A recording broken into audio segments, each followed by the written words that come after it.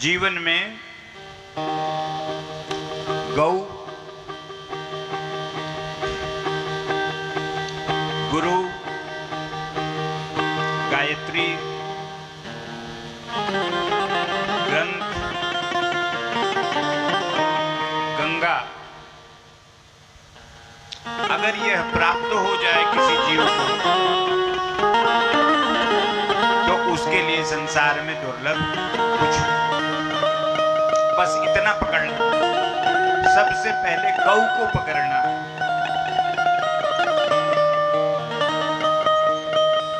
क्योंकि गो माने इंद्रिय होता है।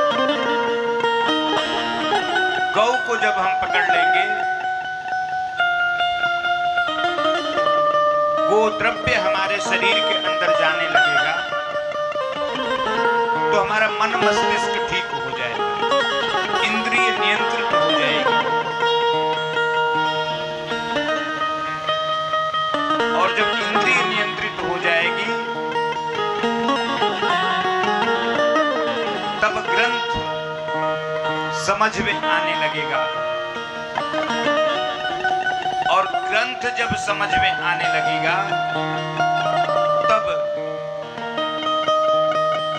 गायत्री और गुरु की प्राप्ति हो जाएगी, और गुरु की जब प्राप्ति हो जाएगी तो फिर गंगा का किनारा स्वतः प्राप्त हो जाएगा। तो राधे राधे।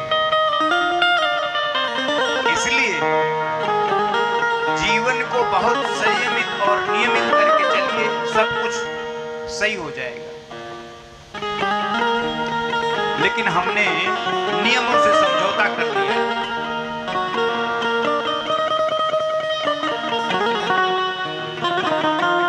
हम कह तो रहे हैं कि सिया राम मैं सब जग जानी, करऊं प्रणाम जोरि जुग पानी।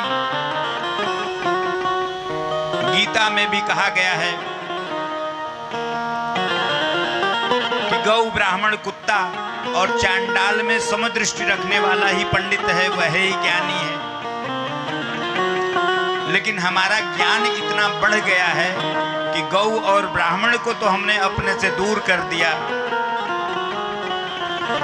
और कुत्ते को हमने अपना लिया। कुत्ते को घर के अंदर पाल लिया, उसको अपने बेडरूम और बेड तक ले गए और हम चांडालत्व को प्राप्त हो। हमारा सारा फार्मूला वहीं गड़बड़। ब्राह्मण का एक बालक जब जन्म लेता है तो इंद्र की कुर्सी हिलती है। इंद्र को डर लगता है कि यह ब्रह्म तेज को संयोजित किए हुए पैदा हुआ यह बालक न जाने कौन सा तप करेगा।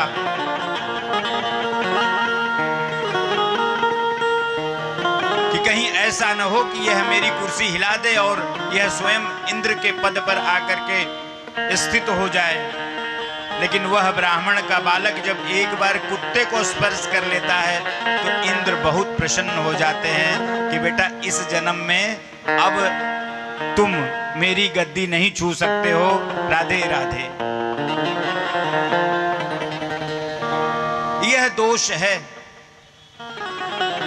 मैंने पूरा जीवन ही समाप्त हो गया स्पर्श मात्र से।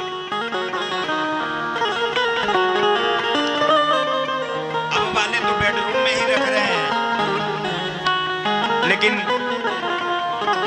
जो कुछ बुजुर्ग माताएं और बुजुर्ग लोग दिख रहे हैं, अगर उनसे कोई ईमानदारी से पूछे तो जब ड्योढ़ी डांग जाता था कुकुर तो ड्योढ़ी धोई जाती थी, पूरा घर अशुद्ध माना जाता था और वो बहुत खराब संकेत होता था। कुकुर नांग गया ड्योढ़ी मतलब कोई आफत विपत आने वाली है। आज डॉग लवर्स हैं, वो लड़ जाते हैं। प्रेम करिए जीव के प्रति, लेकिन जिसका जहां स्थान है उसको वहां दीजिए, उसकी खूब सेवा करिए। घर में परिवार के लिए 4 रोटी बनती है तो उनके लिए 14 रोटी बनाइए, बहुत अच्छा है। लेकिन जिसका जहां स्थान है उसको वह स्थान दीजिए, उनकी खूब सेवा शुश्रूषा करिए। उनके और भी जो उपकार हो सकते हैं उनके लिए करिए। कोई ज़रूरी नहीं है कि उनको किचन से लेकर के और बेडरूम और बिस्तर तक ही आप उनको टहलाते रहें। तो नियम अगर ठीक हो गया तो आप समझ लीजिए कि यह जीवन ठीक हो गया। नियम अगर गड़बड़ हो गया तो यह जीवन गड़बड़ हो गया। यही यह कथा बता रही है। तो यहाँ पर